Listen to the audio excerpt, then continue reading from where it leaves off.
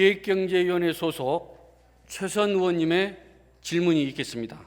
나오셔서 질문해 주시기 바랍니다.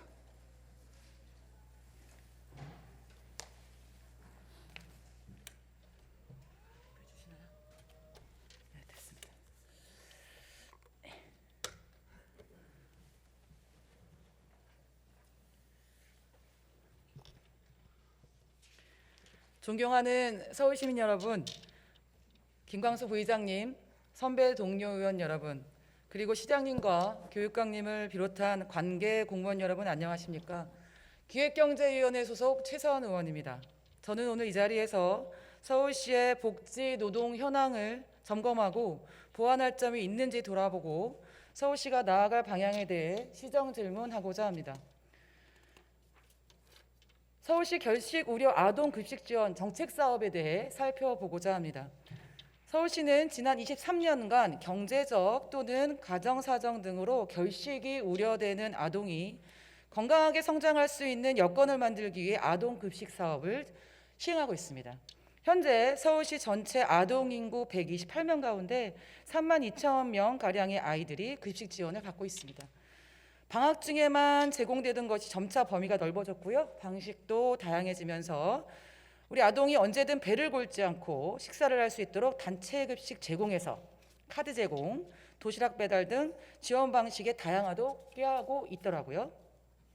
아동복지법 제35조에 의거하면 국가와 지방자치단체는 아동의 건강 증진과 체력 향상을 위해 결식 예방 및 영양 개선, 신체적 건강 증진, 비만 방지 등 체력 및 여가 증진에 관한 사항을 증진해야 하는 의무가 있다고 하고 있습니다.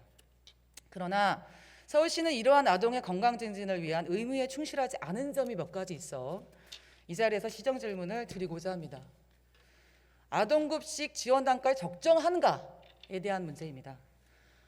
얼마 전에 기사에 나왔던 건데요. 기자에게 전화를 합니다. 밥 좀 사주시면 안 돼요? 배가 너무 고파요. 라고 기자에게 전화를 했다는 보도가 나왔습니다. 기자의 이야기입니다. 앳된 목소리에선 당돌함과 쑥스러움이 묻어났다. 그리고 아이가 이야기하죠. 꿈나무 카드 한도가 끝났는데 먹을 게 없어요. 오늘 기사의 내용을 발췌한 것입니다. 서울시는 2009년 아동급식 전자카드를 도입하여 운영하여 왔습니다. 아동급식 카드, 즉 꿈나무 카드는 학교 밖에서 급식을 대체할 식사를 할 수 있도록 아동에게 카드를 발급하고요. 금액을 충전하는 방식으로 운영되고 있습니다. 여러분들께서도 식당 앞에 붙어있는 꿈나무 카드 업소라는 안내 아크릴판도 보신 바가 있었을 텐데요. 2009년 아동급식카드 사업을 시행하였을 때 1식당 끼니당 3,500원을 지원했습니다. 그리고 2년 뒤에 2011년이죠. 4,000원으로 인상했습니다. 그리고 가파른 물가 상승에도 불구하고 지원 금액은 5년간 4,000원으로 동결되면 2011년부터 2015년까지 아이들은 4,000원으로 밥 한 끼를 해결하였습니다. 2016년 5년 만에 1,000원이 상향돼서요. 아이들은 한 끼에 5,000원을 지원받았지만 또다시 4년 동안 단가는 동결되었습니다. 그리고 4년 만인 작년 2월에 5,000원에서 6,000원으로 상향되었습니다. 아동급식카드 사업을 시행한 지 12년 만에 3,500원에서 6,000원으로 상향됐습니다. 2021년 지금 6,000원으로 사 먹을 수 있는 게 과연 어떤 게 있을까요? 서울시 평균 점심 비용은 7,500원을 웃도는 수준입니다. 중저가 프랜차이즈 식당에서 김밥 한 줄 사 먹으려면 기본 제일 낮은 건 뭐 2,000원부터 있습니다만 평균 4,000원을 지불해야 합니다. 현실의 물가는 이런데 아이들에게 지급되는 6,000원으로는 김밥 한 줄 이상의 제대로 된 식사를 할 수 없는 환경인 것입니다. 더욱이 꿈나무 카드는 하루 최대 12,000원까지 사용 가능하도록 책정되어 있습니다. 만약 지원 검토 결과 주말 식비 지원이 빠지기라도 한다면 한 달간 소규모 금액으로 겨우겨우 식사를 해결해야 합니다. 특히 급식 카드로 점심 저녁을 다 해결해야 하는 아이들의 경우는 한도가 금방 차버려 막막한 상황에 처해지고 그런 것이 보도에도 나왔던 바 있는 것입니다. 6,000원으로 한 끼 식사를 해결해야 하는 아이들이 어쩔 수 없이 향하는 곳은 어딜까요? 편의점입니다. 서울시에 요청해서 받은 자료입니다. 서울시의 25개 자치구에서 꿈나무 카드가 가장 많이 사용된 곳이 편의점이고요. 70%를 웃돌고 있는 것을 보시고 계십니다. 표가 좀 작죠? 코로나19의 여파로 소상공인 매출 증대를 위해 가맹점을 늘린 것이 편의점 이용률을 다소 낮추는 효과를 주긴 했으나 여전히 아이들은 주식을 편의점에서 해결하고 있어요. 6,000원 한도에 맞춰 음식을 고르다 보니 주로 냉동 스파게티, 소시지빵, 컵라면, 삼각김밥 등 냉동식품과 즉석식품들로 매일 끼니를 때우고 있습니다. 건강한 식사보다는 싸게 배를 채울 수 있는 즉석식품이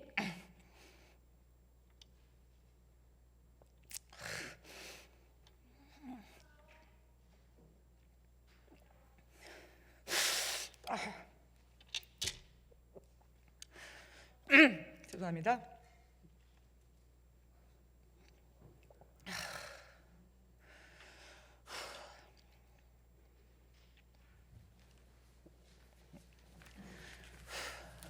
네, 물가 최선 의원님 상승률은 진정하시고 날이 천천히 해주시기 갈수록 바랍니다. 높아지고 있음에도 불구하고 보시면 이런 상황입니다. 아동의 건강 증진과 체력 향상을 위해 노력할 의무가 있는 서울시에서 그 역할을 적절히 수행하고 있는가에 대한 의문이 들 수밖에 없습니다. 6,000원으로 균형 잡히고 영양가 있는 식사를 할 수 있으리라 볼 수 없습니다. 균형 잡힌 영양 공급이 불가능한 꿈나무 카드를 이용한 아동 급식 지원 체계에 대해서도 말씀드리도록 하겠습니다. 아동 급식 카드는 급식 지원 과정에서 발생하는 대상 아동들에 대한 낙인감을 해소하고 사용 아동들의 이용 편의성과 효율성을 높이기 위해 도입됐습니다. 해서 카드가 예전에는 다른 카드와 차별이 안 되게 바꾸기도 했습니다. 낙인감을 해소하기 위해서. 그리고 실질적으로 도시락 배달을 기다리거나 학교 밖에서 무상급식을 지원하는 곳으로 아이들이 직접 가지 않아도 사 먹을 수 있으니까요. 하지만 아동급식 카드 발급은 단순히 이용 편의성을 높이는 데 그칠 뿐 과연 제대로 된 영양 공급을 받을 수 있는지 의문입니다. 서울시는 누가 먹지 못하고 있는가라는 질문에서 어떤 밥을 어떻게 먹고 있는가로 질문을 바꾸어 지원 방향을 잡을 필요가 있습니다. 급식 지원 카드를 배부받은 아이들은 주로 저소득 가정, 맞벌이 가구 아이들입니다. 지원 대상 아동들은 균형 잡힌 식사를 지도하는 어른이 없는 환경에서 식사 구입을 하고 있습니다. 즉 아이들은 저소득 가정 형편으로 인해 끼니를 거르기도 하지만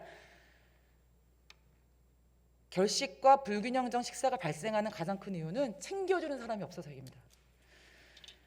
현재 아동급식 지원 비용 6,000원으로 식당에 밥도 제대로 사 먹을 수 없는 상황에서 성장기에 꼭 필요한 우리 다 배웠죠? 비타민과 섬유질들을 보충해주는 과일과 채소는 아이들에게 자연스럽게 먹을 수 없는 음식이 되고 있습니다. 그나마 학교에서 하루 한 끼 정도는 영양 잡힌 급식을 제공받을 수 있었습니다. 그런데 1년 넘도록 장기화되고 있는 코로나19 상황에서 학교가 문을 닫으면서 지원 대상 아동들은 더욱 영양 불균형적인 식사를 하게 되었습니다. 이런 상황은 지원 대상 아동들의 건강에 문제를 일으키고 있습니다. 2015년 서울시와 서울시 여성가족재단에서 진행한 결식 우려 아동 급식 개선을 위한 실태조사 및 개선 방안을 위한 연구에 따르면 급식 지원 대상 아동 가운데 저체중이 나타납니다. 더욱 주목할 것은 초등학교에서 고등학생이 되면선 지원 대상 남녀 아동 모두 저체중과 더불어 비만의 비율이 함께 높아지는 것으로 나타났습니다. 특히 코로나19로 학교에 가지 못하며 새벽까지 여러분 자녀를 두신 분들은 모두 아실 텐데 유튜브 보거나 스마트폰으로 게임을 하다 늦게 일어나고요. 늦게 잠들고요. 저렴한 편의적 즉석식품으로 끼니를 해결하는 상황이 1년간 장기화되면서 지원 대상 아동들 가운데 체중이 10% 이상 불어나는 아동 비만 사례도 발생하고 있습니다. 영양 불균형으로 저소득층 아동에게서 점차 확대되는 비만 증가율은 코로나19 상황에만 국한되는 것이 아닙니다. 서울시는 급식 지원을 받는 아이들이 성장에 충분한 영양분을 공급받고 건강한 식습관을 가질 수 있도록 급식 지원 체계에 변화를 줄 필요가 있습니다. 우리 아이들은 과일과 채소가 듬뿍 들어간 건강한 식생활을 누릴 권리가 있습니다. 지원 체계, 지원 방식, 복지 전달 체계 등의 다각적 변화와 보완이 시급합니다. 제가 어제 업무 보고를 받으면서 학습 격차만 얘기했을 때 깜짝 놀랐습니다. 코로나19로 인한 장기화된 코로나19 상황으로 걱정되는 것은 과연 교육청에선 학습 격차만 있습니까? 서울시도 마찬가지입니다. 코로나19라는 이례적 상황으로 인해 그동안 가려져 보이지 않았던 아동급식 지원 사업의 문제점들이 보이기 시작한 거라고 생각합니다. 결식아동 급식 지원 사업은 오랫동안 서울시에서 밥을 굶는 아이들에게 작은 희망이 되어왔습니다. 이제는 결식아동에게 급식을 지원한다는 차원을 넘어서 아이들이 건강한 음식을 먹을 수 있는 환경을 만들어야 할 때가 왔습니다. 이를 위해서는 여전히 현실을 반영하고 있지 못한 급식 지원 단가의 문제를 해결해야 합니다. 또한 채소 및 과일 배달 등 건강한 먹거리를 지원하고 올바른 식습관을 기를 수 있도록 도움을 주는 방향을 고려해야 합니다. 제가 좀 전에 급식 아동들의 건강 상태에 대한 서울시와 서울여성가족재단이 했었던 통계가 2015년 자료입니다. 또 물었어요. 없습니다. 당장 조사하셔야죠. 연구원 뒀다 뭐 합니까? 시장님 자리로 와주시기 바랍니다.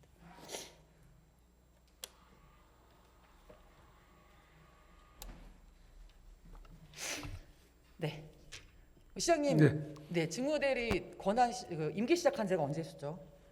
부시장으로서는 작년 3월에 정식으로 임기 시작했습니다. 시장 직무대리는 직무대행은 작년 7월 10일자로 하고 있습니다. 몇 달이 된 거죠? 지금 7개월 조금 더 지났고요. 이제 한 달 반 정도 남았습니다. 이렇게 긴 시장 직무대리 혹은 단체장 직무대리가 있었던 적이 있었을까요? 없었던 걸로 알고 있고요. 네, 예. 네.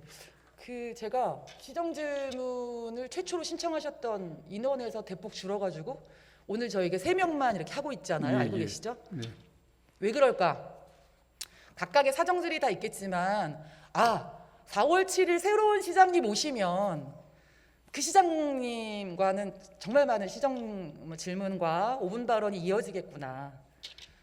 그런데 저는 확실히 해드리고 싶은 것은 곧 임기가 끝날 서정엽 직무대리와 시장 직무대리와 말씀드리는 이 내용은 임기가 끝나면 사라지는 내용이 아니라 서울시가 계속해서 반드시 견제해야 되는 입장, 신념, 그다음에 정책, 예산으로 이어지는 데 책임 있게 해주실 것을 믿어 의심치 않으면. 예, 물론입니다. 권한 대행 체제라고 해서 저희들이 해야 할 일을 안 하는 것은 말이 안 되고요. 네. 예.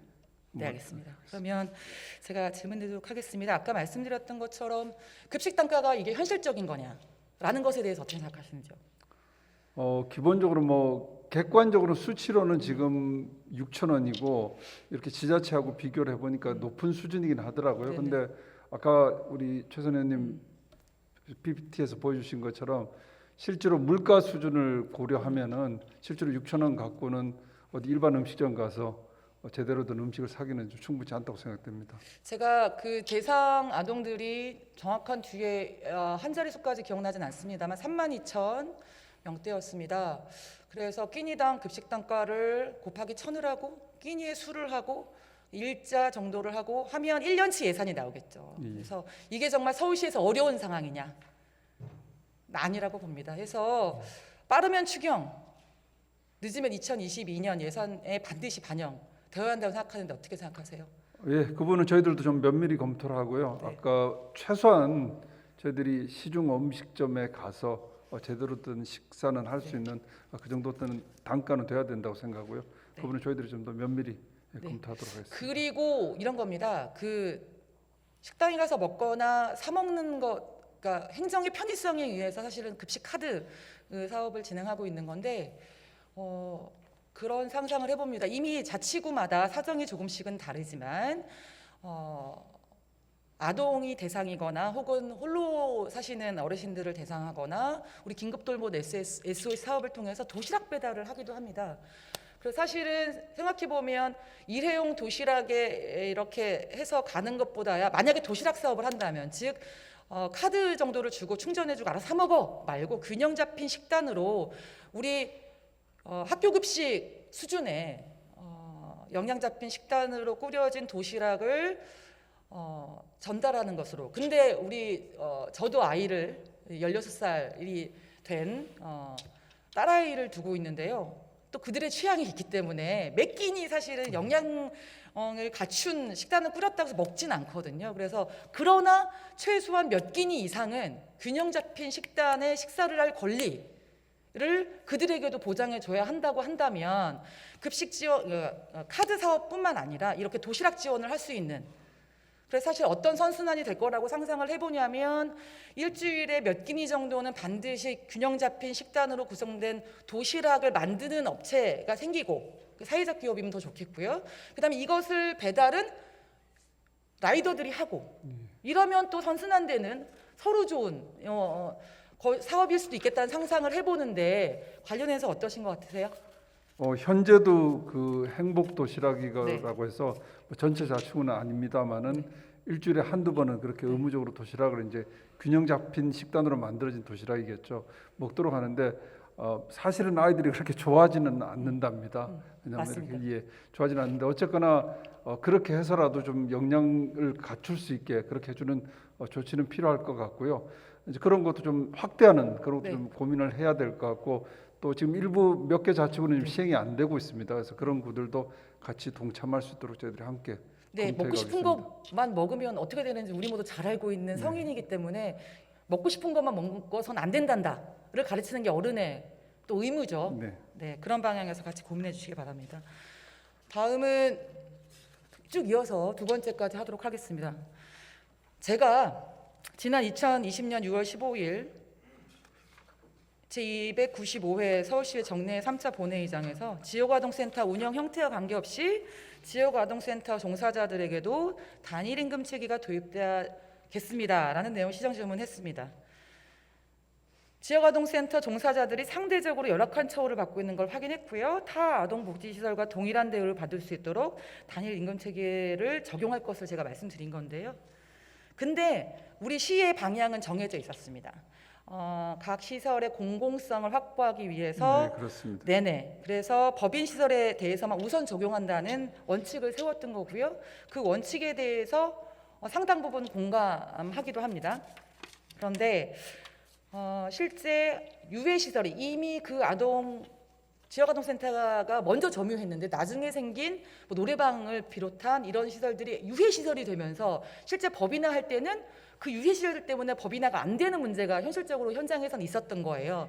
그래서 한시적으로라도 50m 이내 유해 시설로 인해 법인화가 어려운 센터들이 법인 시설 변경이 가능하도록 서울시 차원에서 대안을 좀 마련해 줘라라는 취지의 질의를 했고, 시장님 또한 공감하신 바가 있습니다. 그로부터 8개월이 지났습니다.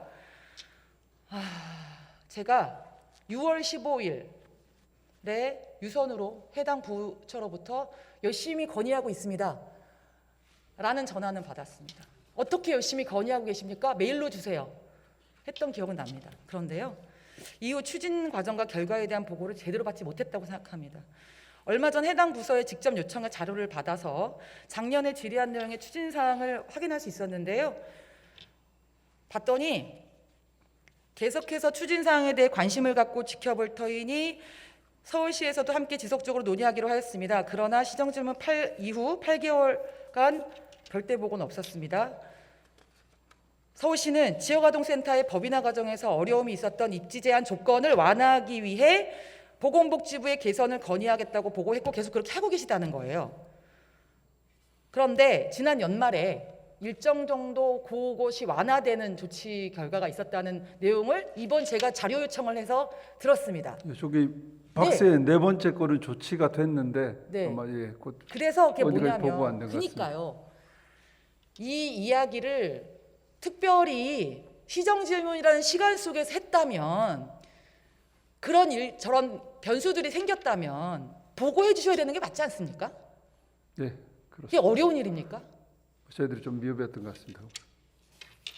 네, 제 뒤에 실장이 대기 중이신데 그런 겁니다.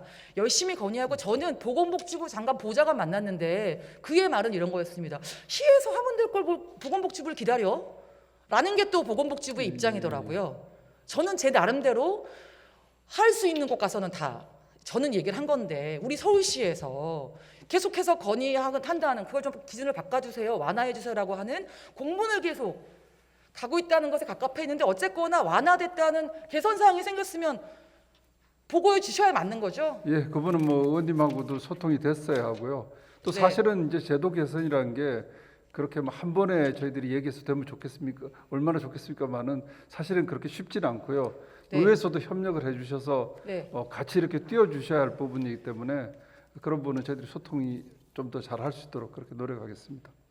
저희가 도움이 된다고 하면 제가 의원님도 설득해서 뭐 결의안도 만들어서 할 테니까요. 예, 예. 네, 예, 서로 저희가 이런 거죠. 여러분들 전체 조직원 플러스 110이 될지 나누기 110이 될지 빼기 110이 될지는 여러분 하기 나름이라고 생각합니다. 그렇습니다. 예. 네. 저희들이 의원님들하고 더 협력해서 효과를 낼 수 있는 부분이 많은데 그런 건 네. 충분히 저희들이 못했던 것 같습니다. 네. 예. 맞습니다. 그다음에 서울시 공공기관의 민간위탁 노동자 직고용 추진과 관련해서 말씀드리도록 하겠습니다. 서울시는 전국 지방자치단체 최초로 노동행정 계획을 수립했고요. 노동존중특별시 서울을 정책 비전으로 삼아왔습니다. 노동은 시민의 먹고 사는 문제와 직결돼 있기에 서울시는 노동존중특별시 종합정책을 수립하고 시민 삶 곳곳에 존재하는 각종 불합리한 요소를 제거하는 데 선도적인 역할을 해왔습니다. 특히 같은 일을 하면서도 각종 차별을 받아온 비정규직의 실질적인 정규직화를 위해 고용구조를 바로잡는 공공부문 비정규직화를 추진해왔습니다. 따라서 17년도부터는 본청 및 투자 출연 기관의 비정규직의 정규직화를 추진하며 노동자의 고용 안정 및 실질적 처우 개선을 위해 노력해 왔습니다. 이러한 노력으로 서울시는 지난 2020년 12월 서울주택도시공사, 서울교통공사, 신용보증재단의 콜센터 노동자 직고용을 권고하였습니다. 이는 12월 10일 서정엽 서울시장 권한대행과 해당 기관장이 지난 1년간 정규직 전환을 간곡히 외쳤던 콜센터 노동자들의 목소리를 듣고 마침내 정규직 전환에 대한 구체적 방안을 논의한 결과였습니다. 노동자들의 요구뿐만 아니라 우리 정부의 주요 방향이기도 했죠. 서울시의 직고용 정규직화 권고가 있은 후 서울주택도시공사, 서울교통공사, 신용보증재단은 콜센터 노동자들과 사측, 전문가 등이 참여하는 기구를 만들어 노사전위원회라고 하죠. 직접 고용에 필요한 절차와 조건 등을 논의할 것을 일렀습니다. 올해 2월 23일 현재 상황입니다. 그런데 직고용 권고가 진행된 지 3개월이 지난 지금입니다. 저희 오늘 본회의에 입장할 때 해당 노동조합과 그 조합원들의 기자회견 있는 것도 봤는데요. 직고용 권고가 진행된 지 3개월이 지난 지금 민간위탁 노동자 직고용 추진 권고 기관은 후속 계획을 제출하고 있지 않습니다. 맞죠? 예, 뭐 지금 세 개 기관이 각기 이제 조금 단계는 다른데 네. 뭐 준비는 하고 있습니다. 네. 예. 노사와 전문가가 참여하는 협의회는 시작도 못한 채 표류 중입니다.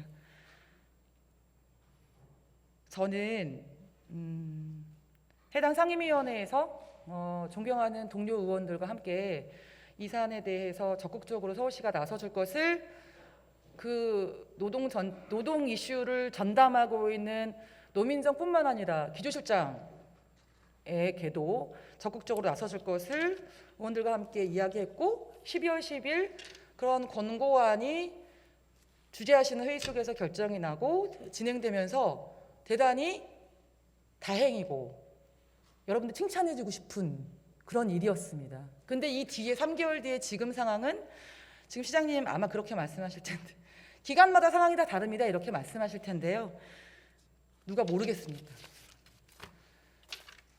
제가 이번 시정질문을 준비하면서 어디까지 여기서 얘기하는 게 실효가 있는가에 대한 고민을 한참을 했습니다. 어디까지 얘기하는 게 그 동사들에게 실질적인 도움이 될 것이냐. 우리는 보통 노동 문제와 관련해서 비용의 이야기와 효율성의 이야기를 합니다. 전 각각 기관에서 신용보증재단 정도가 구체적인 일정을 가지고 저에게 서면 보고한 바 있습니다. 이 시정질문을 앞두고 적어도 그런 성의 표현을 해야 된다고 생각합니다. 아마 세 개 기관 중 어디도 튀지 않으려고 할 겁니다. 세계 기관 중에 우린 적극적으로 노사전위원회를 꾸리고 진도가 나가는 걸 바라지 않을걸요. 그게 옳다는 게 아니라 그럴 거라는 예상이 어렵지 않습니다. 그런데 그럴 때 서울시는 어떻게 해야 되나요? 이제 네. 뭐 의원님 잘 아시겠지만은 네. 이제 작년에 원래 이제 통합 기구를 만들어서 120 재단에다가 통합하는 과정은 걸로 다 알고 있습니다. 논의를 네네. 하고 있다가 이제 각 네. 그게 어렵다는 결론이 나서 또 의회도 네. 그런 의견을 주셨고요. 세계 기관에서 이제 각자 하는 걸로 갔는데 이제 공고를 해놓고 사실은 저희들이 뭐 지금까지는 직접 챙겨 보지는 못했습니다. 근데 조금 이제 속도를 낸다거나 또 이렇게 절차가 진행되기 위해서는 저희가 좀 적극적으로 네. 좀 챙겨봐야 될 것 같다는 네. 생각을 하고요. 네. 저희들이 뭐 협의체를 만들든지 해서 조금 주도적으로 이렇게 세계 기관들과 함께 할 수 있도록 노력을 이 하겠습니다. 민간 위탁 분야 종사자들의 정규직화의 결과가 그분들에게는 고용 안정 그리고 실효적인 내 처우의 개선으로 이어질 수 있도록 서울시가 챙겨야 합니다. 저희는 자랑스러운 노동 정책이 많은 광역자치단체입니다. 저희 생활임금이 있지 않습니까? 생활임금 수준도 가장 높고요. 노동과 사람의 일의 가치에 대해서 높게 평가해주는 그런 서울시 아니겠습니까? 그렇다고 봤을 때 이렇게 힘들게 민간이득 부분의 정규직화를 해냈는데 그 과정이 이렇게 지난하고 그리고 그 결과가 실효적인 그들의 처우 개선과 고용 안정이 이바지하지 못하면 저희는 다 헛짓한 거죠. 그래서 적어도 어느 수준 이상의 고용 안정과 임금 수준은 이렇게는 해라. 처우를 차별이 없도록 하는 가이드라인에 대해서도 서울시가 적극적으로 권고만 할 것이 아니라 제시해야 하는 노력이 필요하다고 생각하거든요. 어떻게 뭐 생각하십니까? 의원님 세계 기관이 사실은 성격도 많이 다르고 네. 또 뭐 안고 있는 문제들도 달라서 네. 아마 이제 사정은 다를 텐데요.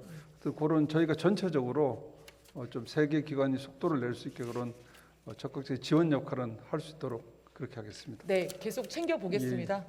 예, 그렇습니다. 네, 답변하시라 수고하셨습니다. 자리에 네. 들어가셔도 되겠습니다. 네. 짧아서 교육감님 자리 해주시겠습니까? 네. 예. 오랜만에 뵙습니다. 오랜만에 뵙습니다. 네네. 제가 전반기에는 교육위원회이기도 했고요.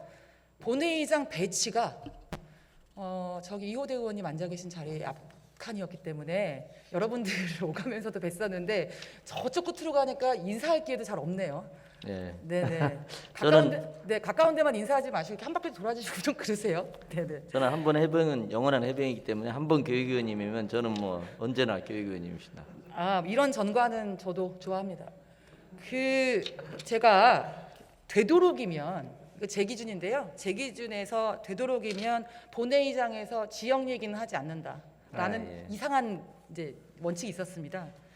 근데 전 이상한 원칙이라고 생각합니다만 본의 아니게 말씀드리게 되는 내용에 대해서 예. 강북구에 위치하고 있는 화계초등학교는 지어진 지 53년이 된 학교입니다. 그래서 개축하기로 결정이 됐습니다. 예. 네, 그래서 개축 절차를 밟고 있고요. 개축은 쉽지 않아서 교육청과 뭐 지원청과 뭐 구청 정도가 상의할 수 있는 내용이 아니라 중앙 정부로부터 같이 논의되고 상의되고 점검받아야 되는 그런 커다란 사업입니다. 해서 요즘 공공건물에 대한 사업 증축이나 개축이나 사업을 할 때는 되도록이면 복합화해라. 예. 예, 그러면 생활 SOC 시설물로 지정을 해주고 오히려 예산을 지원해줄게 하는 게 방향입니다, 맞죠? 네, 해서 이 화계초등학교도 그렇다면 학교의 개축뿐만 아니라 두 가지 방향이죠. 하나는 고질적인 주차난을 해소할 수 있는 지하에 주차장을 넣고요. 이미 이런 사례는 또 있습니다. 그리고 또 하나는 뭐냐면 이황의 개축이라고 하는 어마어마한 공사를 하는데 대수선도 아니고 개축이면 다 밀고 다시 짓는 거예요. 그렇죠? 그렇습니다. 그러면 학교 말고 단위 학교 말고 뭔가 인근에 있는 아동 청소년들도 이용할 수 있는 더 좋은 예. 뭔가 인센티브처럼 느껴질 수 있을 만한 시설을 유치하는 것도 좋겠다. 양측의 고민들을 같이 하고 있는 이런 지금 사업입니다. 그 과정 중에 있는데 이 얼마 전에 그 벌어진 일과 관련해서는 교육감께서도 네, 보고를 받으셨죠? 네. 네, 성북강북 교육지원청으로부터. 말씀 본격적으로 들어가기 전에 한 말씀 드리면 아마 신규 교사들이 기피하는 지역이 성북강북이군요. 네, 그 지역에 살고 있는 강북구이고요. 네, 그 지원청과 관련된 일입니다. 그 개축과 관련해서 이제 이런 겁니다. 제가 다급하게 자료를 받았습니다. 그랬더니 뭐라고 하냐면 지하 주차장 관련 반대 민원이 많고 이 주차장 사업은 구청이 이제 추진하게 될 사업일 텐데 사업에 대한 설명을 잘 못했고 공사 기간이 너무 길어지고 이러면서 주차장 자체를 안 할 수도 있다 이런 취지로 구청에 전달을 해서 이제 제가 이렇게 시정 질문까지 하게 됩니다. 교육감께서 최근에 우리 자사고는 폐지하기로 했는데 법원에서 그런 결정이 났을 때 이런 말씀을 하셨어요. KBS에 나온 건데요.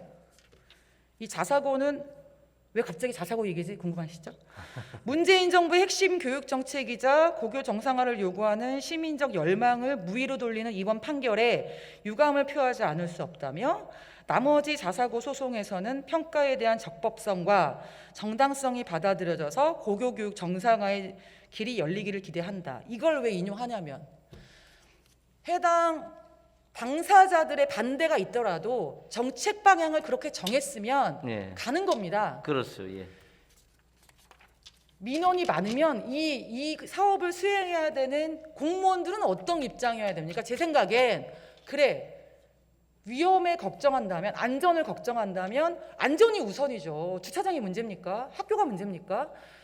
그러나 이 시설이 지어지게 됐을 때 학부모들과 아동들에게 더 좋은 시설로 갈 수 있다는 설명을 충분히 하고 안전에 대한 우려를 완전히 불식시키기 위한 각종 장치들은 무엇인지를 연구하고 대책을 세워야지 반대가 조금 있다고 사업을 없애버리면 어쩌자는 겁니까? 예.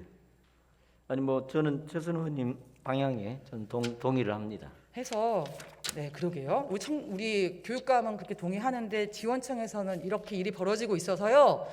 제가 두 가지 생각을 했습니다. 이 일을 맞닥뜨리면서 지금 교육감께서는 저에게 한 번 교육위원회는 영원한 교육위원회라고 듣기 좋게 말씀해 주셨지만 교육위원회에서 기획경제위원회로 옮긴 지 얼마 안 됐는데 그 사이에 이런 일을 상의도 없이 보고도 없이 하시는구나.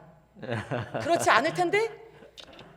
그러니까 오해였으면 좋겠네요. 예. 네, 그리고 지역이 이렇게 큰 500억이 넘는 투자 사업인데 사업을 진행하면서 얼마나 어려움이 많겠습니까? 그 어려움을 조금이라도 더는 데는 저도 협조합니다. 국회의원도 협조합니다. 구청도 협조합니다. 그런데 이것을 증오하고 있는 교육지원청이 이렇게 일을 하고 있는 과정에 대해서 어떻게 생각하십니까? 예.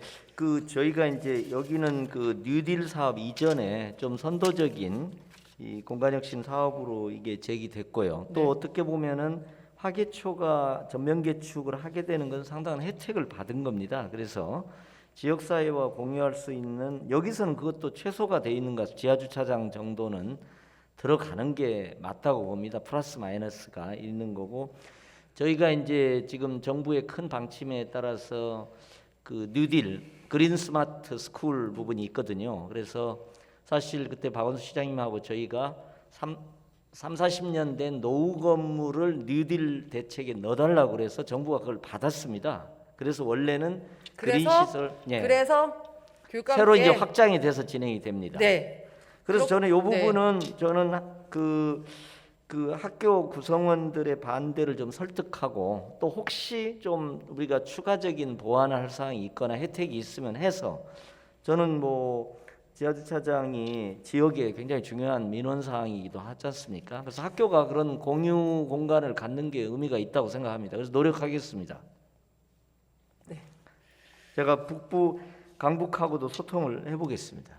성북강북이요. 예, 북부는 성북강북하고도 아닙니다. 북부는 도봉, 노원. 저는 강북구라서 성북강북 교육지원청입니다. 예, 그렇죠. 네. 마지막 하나. 어제 업무 보고가 우리 교육감께서는 참석을 본회의에 못 하셨습니다만 청와대 지휘와 업무 보고 때문에 어제 서울시와 서울시 교육청의 21년도에 한 해를 어떻게 살겠다라는 연설과 업무 보고가 있었습니다. 예. 우리 시장 권한대행과 우리 조인동 기조실장께서는 섭섭해하실지 모르겠지만 어제 가장 화제는 우리 서울시 교육청 기조실장님의 개성 있는 머리 스타일이었습니다. 아, 예. 저는 너무 반가웠습니다. 우리가 그 자리에서 기조실장께서 업무 보고하는 내용 중에 제가 자료를 찾아봤어요. 80쪽에 자율과 책임의 자치 경험을 확대하겠습니다. 주요 업무 보고 자료에서요. 있는데 그래요. 그렇게 헤어스타일도 좀 자유롭게. 예. 그래서 교복은 입지만 편한 교복에서 거의 트레이닝복에 가까운 교복을 입는 학교도 있습니다. 그렇습니다. 그런데 두발 자유는 어떻습니까? 두발 자유. 두발 자유화는 제가 전면적으로 드라이브를 걸었죠. 그리고 교복 자율화하고를 했는데 이제 네. 학교 단위에서는 그게 안 된 부분이 있습니다. 그래서 얼마 전에도 그래서 다시 2021년 버전을 좀 고민하자고 그랬습니다. 네. 이미 지난해 관련한 자료를 제가 요청해서 보고 예. 상벌점제 관련해서 상점 벌점제로 이른바 학생들을 지도하고 있습니다. 현장에서는 알고 상벌점제 계시죠? 네. 문제는 또 좀 다른 차원이죠. 예. 네, 제가 말씀드리는 말씀은 뭐냐면 이른바 나 최고 교육에서 온리원 교육 하신다면서요. 예. 네, 아주 개성 있게 키워야 합니다. 요즘 아이들은. 그렇습니다. 네, 제가 오죽하면 그거를 공유해 보고자 사실은 노래를 잘하면 제가 불러드릴 텐데 노래를 못해서 아이유의 최신 히트곡 아세요? 뭐죠? 네, 들어보세요. 가사 중에 일부를 제가 읽어드릴게요. 이 통찰력 있는 젊은 아티스트에 제가 존경을 표하면서 여기서 예. 읽어드리겠습니다. 넌 모르지 떨군 고개 윗 환한 빛 조명이 어디를 비추는지. 여기가 너가 누굴까요? 교육감과 저일 수 있어요. 느려도 좋으니 결국 알게 되길. The one and only You are my celebrity. 잊지 마. 넌 흐린 어둠 사이 왼손으로 그린 별 하나. 보이니 그 유일함이 얼마나 아름다운지 말이야. 이렇게 가르쳐야 되는 거잖아요, 아이들을. 그렇습니다. 하나하나를 소중하다고. 그런데 현재 벌점제에서 머리 헤어스타일 파마하면 벌점, 염색하면 벌점, 남녀공학 손잡는다고 벌점. 그런 상황입니다. 그거 각 학교에 아까 그 우리 세계기관의 민간 부분의 정규직화 관련해서도 각 기관의 사정이 좀 다릅니다라고 말씀하셨지만 예. 그럼에도 불구하고 서울시에서 가져야 되는 입장과 기준이 필요하다고 말씀드렸던 것처럼 교육청도 교육감으로서 제가 이것도 하고 저것도 하고 있죠. 근데 현장에서는 그 말씀은 교육감 무능하다고 얘기하는 거예요. 예. 네? 진보 교육감 뽑아놨더니 다르더라. 이걸 현장에서도 느낄 수 있게 해야죠. 예. 어처구니 어쨌든 없어요. 제 딸이 중학생인데요. 머리 파마 벌점. 저희가 지금 저희 부감님하고 기조실장님이 고공단이라 고위 공무원 단에서 네. 가장 혁신적이고 파격적인 분입니다. 두 분이서. 그래서 제가 또 사실 모셔왔습니다. 그래서 그 두발 문제는 기억하시겠습니다만은 제가 두발의 길이는 전면 자유화했고요. 이제 두발의 상태, 그게 이제 염색과 파마가 있는데 이것도 가면 좀 복잡합니다. 그래서 그 부분은 학교가 학교 국민 투표를 해서 합의된 규칙을 만든다. 왜냐하면은 그 과정을 제가 알고 있는데 네, 그 근데 방향을 이제 학교에서는 방향을- 대충 형식적으로 된 데가 많아요. 네, 그래서 그래서 이제 그 부분은 제가 여전히 그 상벌점제는 문서로 학교마다 남아있고 그걸 입학하면 OT 자료로 쓴단 말입니다. 그러면 그 내용을 아까 말씀하시는 것처럼 only one, only you 교육을 네, 하려고 네. 하는 교육청에서는 현장에 교육감께서는 사문화돼 있다고 말하지만 실제 그게 적용서 벌점을 받고 있다니까요, 아이들이. 예, 아니 알고 있습니다. 네, 예, 저희가 선출직으로서 선거법 보면 얼마나 속 터집니까? 뭘 하지 마라, 뭘 하지 마라, 뭘 하지 마라. 돈 주는 거 비방하는 거 빼놓고 다 해라고 열어줘야 창의적인 뭔가를 하죠. 아니 선생님 교육청에서도 뭐 하지 마, 뭐 하지 마, 뭐 하지 마로 벌점을 주기 시작하면 주는 것으로 학생들을 지도하면 지도의 권위가 쓰겠으며 진보의 얘기를 하는 것이 뭐가 가슴에 남고 머리에 남겠다는 거예요. 예. 해서 나는 좀 하는데 현장이 안 돼요란 말씀 하지 마시고 현장이 요만큼이라도 바뀔 수 있게 챙겨서 힘써 주십시오. 예. 네. 예. 네. 고맙습니다. 네. 질문해 주셔서. 네, 언성을 높이 죄송합니다. 이 자리에.